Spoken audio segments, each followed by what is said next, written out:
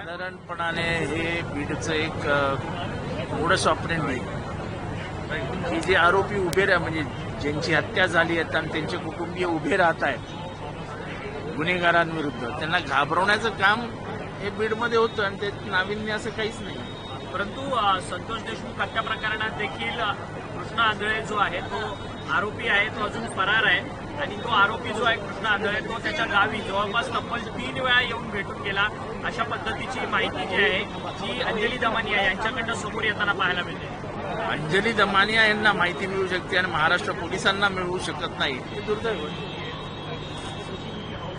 परंतु कशा पद्धतीने बघता, कारण की कृष्णा आंधळे हा संतोष देशमुख हत्या प्रकरणामधला मुख्य आरोपी आहे आणि तो आरोपीच पोलिसांना सापडत नाहीये खूप सर्च ऑपरेशन करून देखील. हे पोलिसांचं अपयश आहे ना. असं आहे की कृष्णा आंधळे आणि कंपनी यांनी ज्या पद्धतीने हत्या केली आहे त्याची नोंद उभ्या महाराष्ट्राने घेतलेली असून देखील जर पोलिसांचं गांभीर्याने या प्रकरणाकडे लक्ष नसेल तर. परंतु सातत्यानं अजित पवार यांच्या विमान अपघाताच्या संदर्भात प्रश्न उपस्थित केले जातात आहेत की हा अपघात नाही तर घातपात आहे म्हणून. तुम्ही काल देखील सांगितलं की ब्लॅक बॉक्स जळूच कसा शकतो म्हणून. म्हणजे आम्ही त्या विधानावर आजही आहे, ब्लॅक बॉक्स जळू शकत नाही. त्याच्यामुळे ज्याच्यावर मी म्हणजे सातत्याने बोलतोय की याची चौकशी झाली पाहिजे आणि चौकशीला विलंब होता का.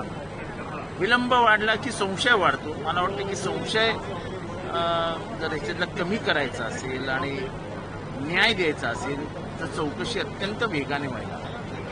तर अर्थसंकल्पीय अधिवेशन सुरू आहे. या अर्थसंकल्पीय अधिवेशनामध्ये विरोधकांना बोलण्याची संधी मिळत नाहीये, त्यांना बसण्याची संधी मिळत नाहीये. असं आहे की विरोधकांना एकत्र बसण्याची जागाच उभ्या विधिमंडळात कुठे उपलब्ध करून दिलेली नाही. वरती विरोधी पक्ष नेता नाही, खालती विरोधी पक्ष नेता नाही, विरोधी पक्ष नेत्याला कुठे केबिन नाही.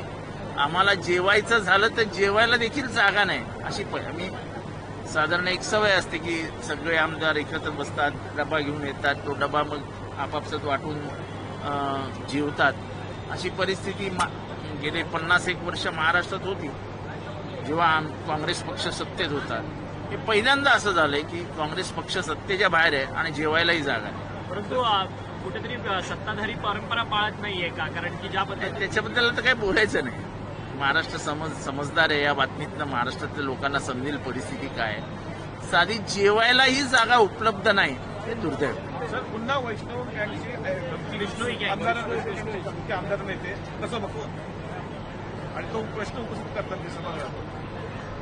कोणाला कसली भीतीच राहिली नाही म्हटल्यावर काही होऊ शकते. काय म्हणतो मुख्यमंत्री एकनाथ शिंदे होते त्यावेळेला त्यांनी तीर्थयात्रा करण्याची योजना केली होती, परंतु आता ती बंद करण्यात आली. त्यामुळे एकनाथ शिंदे हळूहळू सगळ्या योजना बंद होणार आहे. महाराष्ट्राच्या खिशातच पैसे नाहीत तर पुन्हा आणायचे पैसे छापणार काय.